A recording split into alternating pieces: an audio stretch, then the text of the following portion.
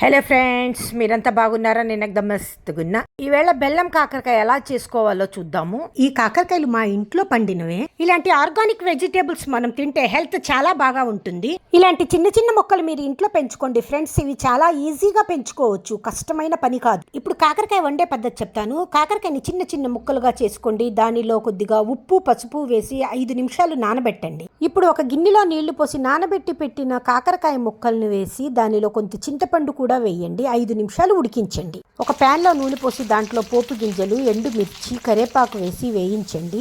దానిలో ఉడకపెట్టి పెట్టుకున్న కాకరకాయ ముక్కల్ని వేసి 5 నిమిషాలు వేయించండి. ఇప్పుడు కొద్దిగా ఉప్పు, సరిపడినంత బెల్లం వేసి ముక్కలకు బెల్లం పట్టినట్టు వేయించండి. ఫ్రెండ్స్, ఈ బెల్లం కాకరకాయ పప్పుచారుతో చాలా టేస్టీగా ఉంటుంది.